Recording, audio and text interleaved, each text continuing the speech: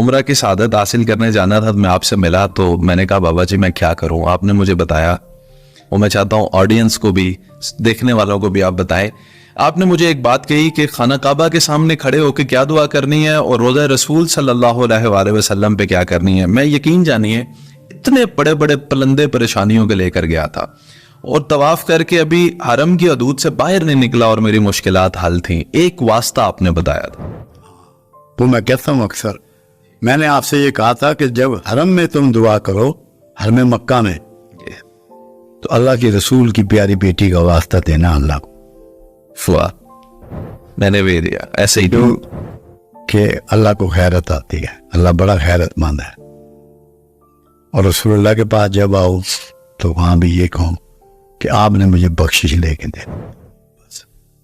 انظر یا رسول اللہ انظر. انظرنا کا مطلب ہے نظر کرم ادھر پھیری. آپ کو دونوں جگہ محسوس ہوا ہوگا کہ آپ ٹھیک طریقے سے آئے ہیں. الحمدللہ پہلی دفعہ، تیسرا عمرہ تھا لیکن پہلی دفعہ ایسا محسوس ہوا کہ ہاں فرق پڑ جاتا ہے نا. بہت فرق پڑا. جی ہاں، یعنی ایسی مشکلات جن کا پریکٹیکلی کوئی حل نہیں تھا، کچھ نہیں تھا، نہیں ہوتا. وہ تو اسباب تو وہ بناتا اسباب ہے، ایسے اسباب ہے وہ ابھی تک سمجھ نہیں آ رہی. یہ بندے کو نہیں سمجھ میں آتی، یہ خالق کا یعنی اس فیلڈ کے ٹیکنیکل فیلڈ کی معاملات کی بات کر رہا ہوں جس کے ہم ایکسپرٹ ہیں، لوگوں کو مشورے دیتے ہیں، اپنے ساتھ بنی کچھ سمجھ نہیں آ رہی، کوئی ٹیکنیکل کوئی روٹ کچھ ٹریس نہیں ہے، بس ٹھیک ہو گیا سب. وہ سب ہو جاتا ہے. وہ تو اللہ کے لیے کیا مشکل ہے، وہ تو مسبب الاسباب ہے.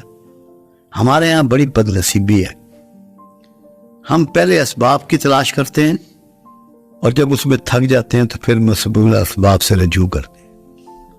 یہ بہت بڑی حماقت ہے. اصول یہ ہے کہ جب تجھے کوئی کام شروع کرنا ہے تو نفل اس کے پڑھ لے اور اس سے کہو مالک میری رہنمائی بھی فرما اور مدد بھی فرما. رہنمائی بھی اور مدد بھی. آپ دیکھیں پھر کیسے کام کرتا ہے.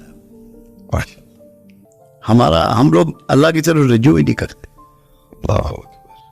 کر لینا تو پھر بندوں کے پیچھے نہیں بھاگنا پڑتا. بالکل ٹھیک، پھر وہ خود کر لیتے.